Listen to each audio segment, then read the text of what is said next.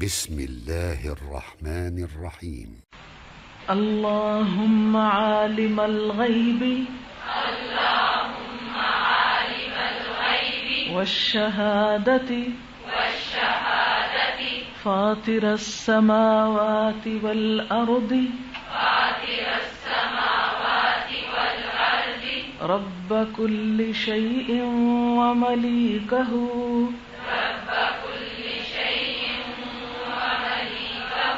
أشهد أن لا إله إلا أنت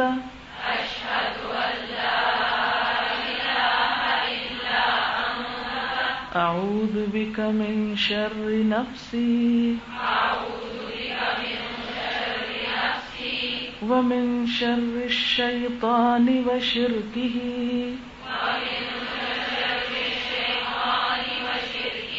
وأن أقترف على نفسي سوءا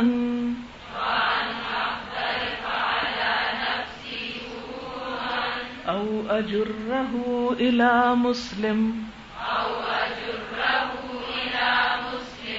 اللهم عالم الغيب والشهادة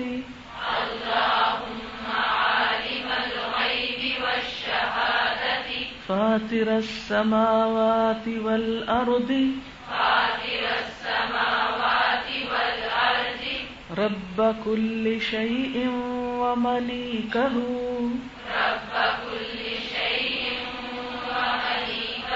أشهد أن لا إله إلا أنت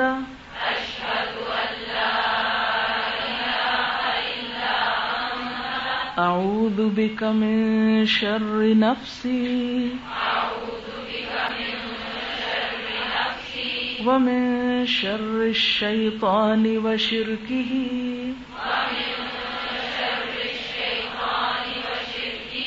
وأن أقترف على نفسي سوءا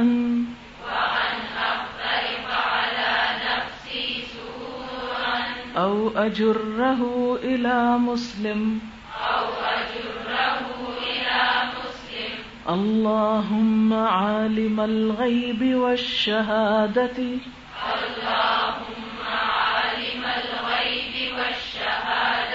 فاطر السماوات والأرض رب كل شيء ومليكه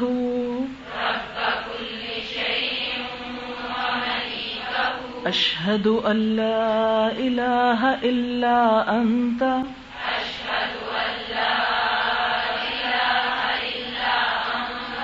أعوذ بك من شر نفسي ومن شر الشيطان وشركه وأن أقترف على نفسي سوءا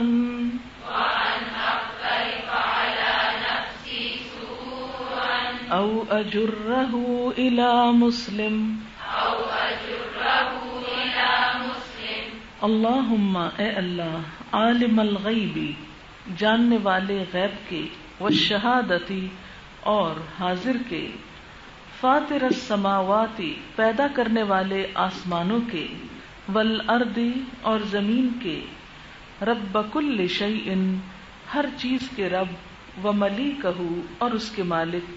اشہد ان لا الہ الا انت میں گواہی دیتا ہوں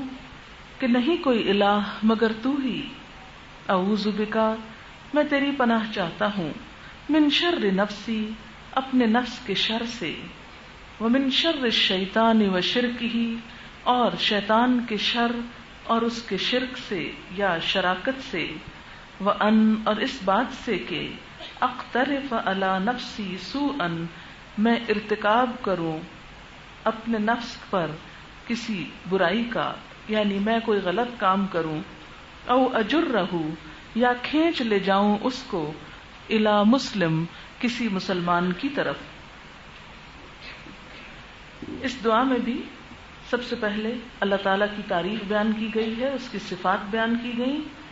کہ اللہ تعالیٰ غیب اور حاضر ہر چیز کا جاننے والا ہے، آسمان و زمین کا پیدا کرنے والا ہے، ہر چیز کا رب ہے اور اس کا مالک ہے، وہی دراصل الہ ہے۔ پھر اس کے بعد اس سے دعا مانگی گئی کہ اللہ میں تیری پناہ چاہتا ہوں اپنے نفس کے شر سے۔ حضرت یوسف علیہ السلام نے بھی کہا تھا نا کہ وما ابرئ نفسی، میں اپنے نفس کو بری ذمہ قرار نہیں دیتا، اسے بے گناہ قرار نہیں دیتا۔ کیوں؟ اس لیے کہ ان النفس لامارۃ بالسوء، نفس تو انسان کو برے کام کا حکم دیتا ہی ہے اور خوب خوب دیتا ہے، لیکن جب انسان اپنے نفس کو اللہ کے سپرد کرتا ہے، اللہ کے حوالے کرتا ہے، اس کی حفاظت اور پناہ میں دیتا ہے، تو پھر ہی ممکن ہے کہ اس کے شر سے بچ جائے۔ لہذا اعوذ بک من شر نفسی، اللہ میں تیری پناہ چاہتا ہوں اپنے نفس کے شر سے بچنے کے لیے، ومن شر الشیطان، اور شیطان کے شر سے بچنے کے لیے۔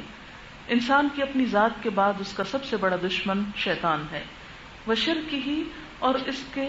شرک سے یا شراکت سے کہ وہ مختلف کاموں میں حصے دار بن جائے۔ اس کا شرک کیا ہے یا شراکت کیا ہے؟ اللہ تعالیٰ نے اس کو چھوٹ دی تھی کہ تو بندوں کے مال اور اولاد میں شریک ہو جا،